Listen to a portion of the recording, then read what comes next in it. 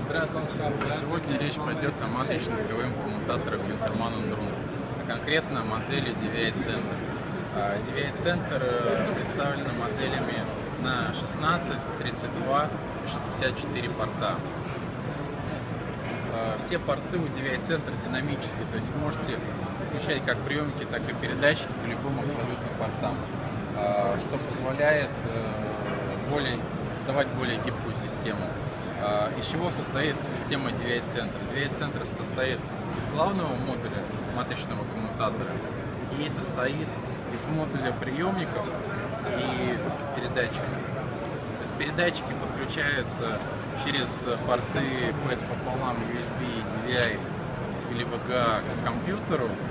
Дальше сигнал витой пары идет на коммутатор, и от коммутатора по витой паре сигнал приходит на DVI-кон.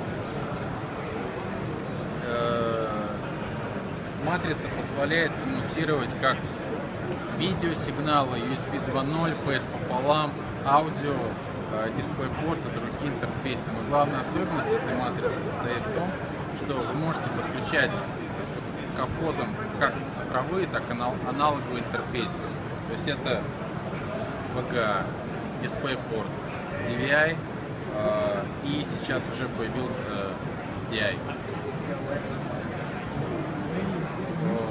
Приемники бывают следующих типов. То есть здесь вы видите разъемы выхода DVI, аудио, USB 2.0, клавиатура и мыши, два блока питания, внутренний и внешний, и разъем LED, благодаря которому вы можете понять, на каком мониторе сейчас присутствует видеосигнал.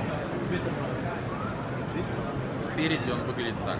То есть здесь имеется вся нужная индикация, чтобы вы могли понять работу. Помимо приемников и передатчиков, рекомендую обратить внимание на систему распределения питания.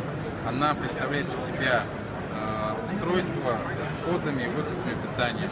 Если вы видите, то выходы имеют специальный разъем, как на всех устройствах Gintermann & Runge. Вы можете подключить от 6 до 12 разъемов питания через одно устройство. И питаться 12 устройств могут от двух блоков питания. Это позволяет удобно расположить систему в шасси, потому что вам не требуется отдельно подключать блоки питания к системе, и в стойке у вас будет гораздо больше места.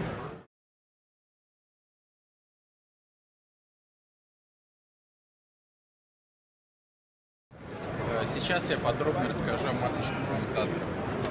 Особенностью данных систем является масштабируемость.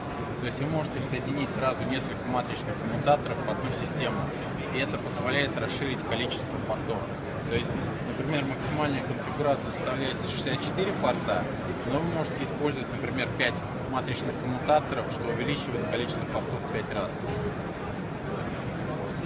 Это позволяет подключить большое количество приемников, большое количество передатчиков.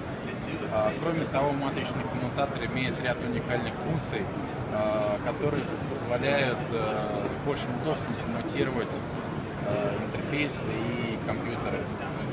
Более подробно о приемках и передатчиках. То есть приемники и передатчики бывают как КВМ, так бывают отдельно дискретные видео, USB и аудиосигналы.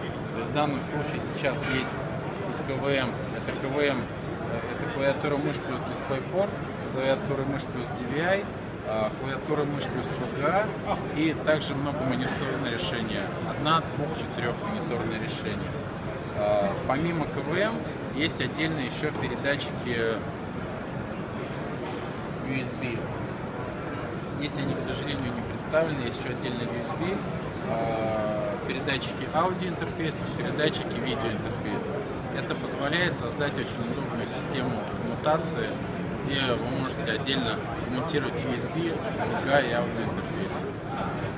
Если говорить о креплениях, то есть различные варианты закрепления устройств. То есть, если это приемники, как правило, либо ставятся на стол, либо крепятся под стол.